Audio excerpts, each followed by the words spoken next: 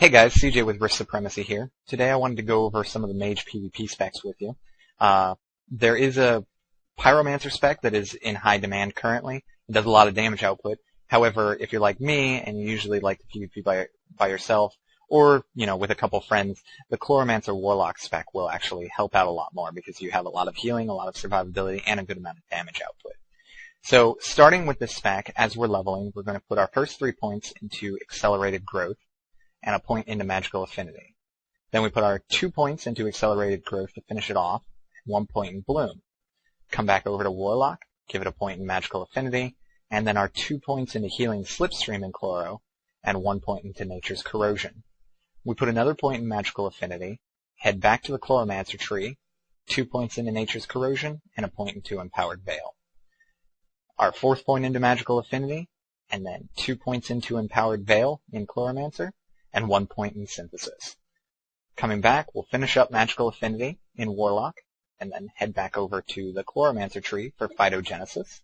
We put our 3 points there, and then 1 point in Opportunity in the Warlock tree.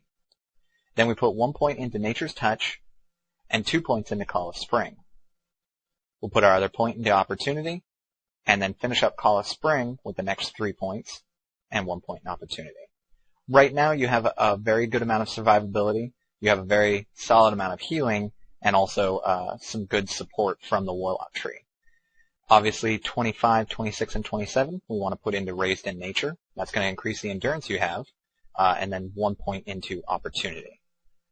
Back in the Chloromancer tree, we'll put 1 point into Living Shell. That gives you some mana return, and then also a damage shield that will absorb some damage.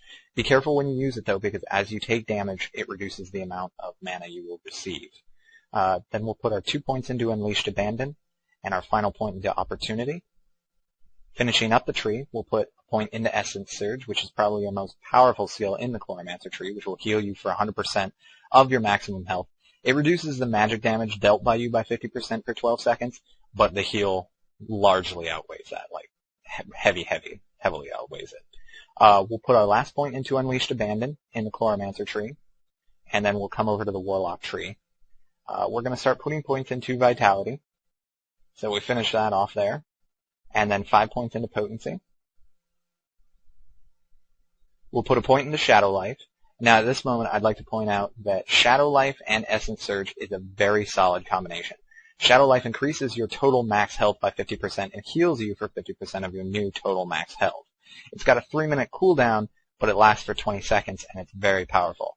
Couple that with Essence Surge, and you have an even larger heal, because it can heal you or an ally for 100% of your max health, which Shadow Life increases. So keep that in mind when you use either of those. You want to use them in tandem, because it'll get a really heavy heal out.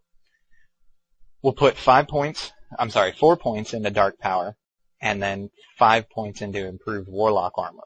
Now, obviously, my character isn't level 50 yet. I've been working on her. She's only been played for about 2.5 days worth of playtime. But once you hit 50, you'll have a few more points. So the last points you're going to use, you're going to flesh out with 1 more point in Dark Power to cap that off, 2 points in Improved Warlock Armor to cap that off, and 1 point into Nedra's Essence. Finally, you'll put your last 2 points into Clinging Form, which will increase the duration of Transmogrify by 4 seconds, and then reduce the cooldown by 10 seconds, so you can cast it every 5 seconds.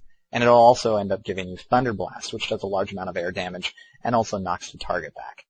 Again, this is a very solid spec. It focuses more on support than damage output, but again, it does have quite a bit of damage output, so you don't have to worry about that. My name is CJ. This is the Mage Chloro Lock Guide for PvP, and I hope you enjoyed it. Thanks.